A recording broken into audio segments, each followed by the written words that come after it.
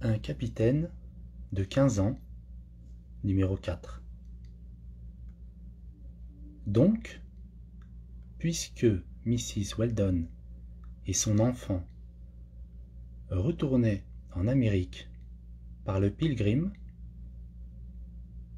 rien de plus naturel que cousin Bénédicte les accompagnât pendant cette traversée. Mais ce n'était pas sur lui que Mrs. Weldon devrait compter si elle se trouvait jamais dans quelque situation critique. Très heureusement, il ne s'agissait que d'un voyage facile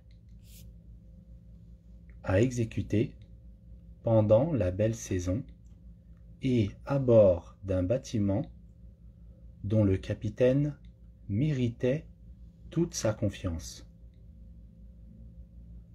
Pendant les 3 jours de relâche du Pilgrim à Waitemata, Mrs. Weldon fit ses préparatifs en grande hâte, car elle ne voulait pas retarder le départ du brick goélette. Les domestiques indigènes qui la servaient à son habitation d'Auckland furent congédiés et, le 22 janvier, elle s'embarqua à bord du Pilgrim, n'emmenant que son fils Jacques, le cousin Bénédicte et Nan, sa vieille négresse. Le cousin Bénédicte emportait dans une boîte spéciale toute sa collection d'insectes. Dans cette collection figuraient, entre autres, quelques échantillons de ce nouveau Staphylince, sorte de coléoptère carnassier,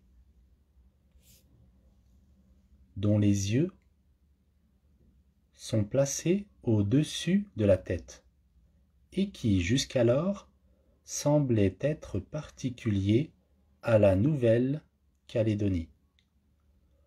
On lui avait bien recommandé une certaine araignée venimeuse, le Katipo des Maoris, dont la morsure est souvent mortelle pour les indigènes. Mais une araignée n'appartient pas à l'ordre des insectes proprement dit. Elle a sa place dans celui des arachnides et par suite était sans prix aux yeux du cousin Bénédicte. Aussi l'avait-il dédaigné, et le plus beau joyau de sa collection était-il un remarquable staphylin néo-zélandais.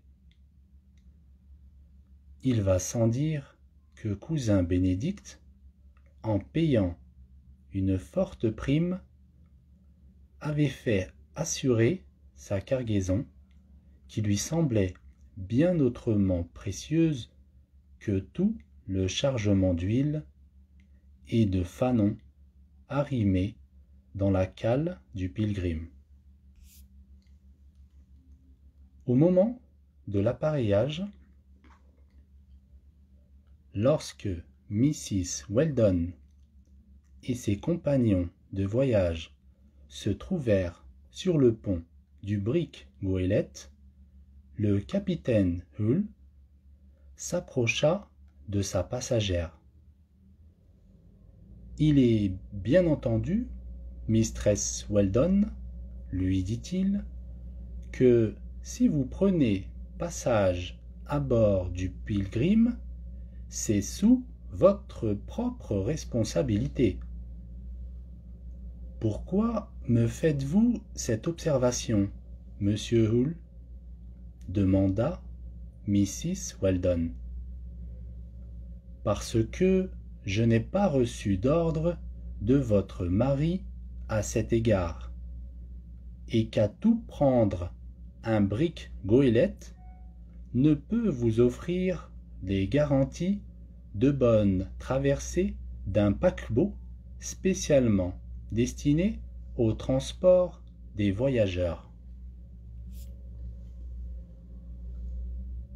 Si mon mari était ici, répondit Mrs. Weldon, pensez-vous, monsieur Hull, qu'il hésiterait à s'embarquer sur le Pilgrim en compagnie de sa femme et de son enfant? Non, mistress Weldon, il n'hésiterait pas, dit le capitaine Hull. Non, certes, pas plus que je n'hésiterais moi-même.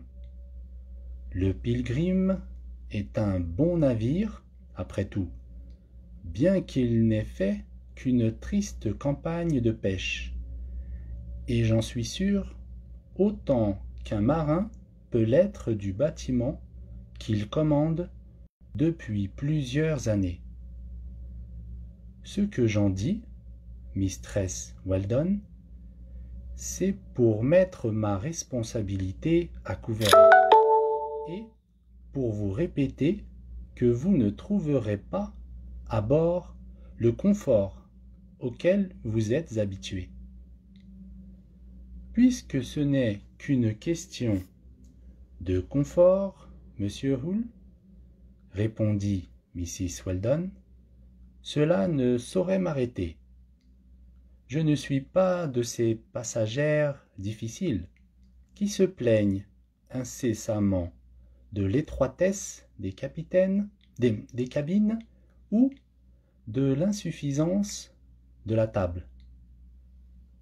Puis Mrs. Weldon, après avoir regardé pendant quelques instants son petit Jacques, dont elle tenait la main, « Partons, monsieur Hull, dit-elle. » Les ordres furent donnés d'appareiller aussitôt. Les voiles s'orientèrent et le Pilgrim, manœuvrant de manière à dégolfer par le plus court, mit le cap sur la côte américaine. Mais 3 jours après son départ, le brick goélette, contrarié par de fortes brises de l'est, fut obligé de prendre bâbord à mur pour s'élever dans le vent.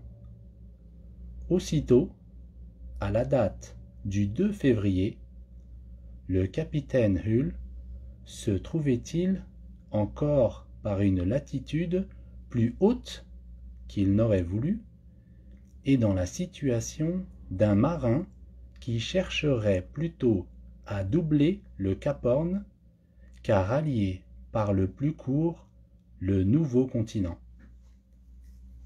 C'est terminé, à la prochaine, Inch'Allah.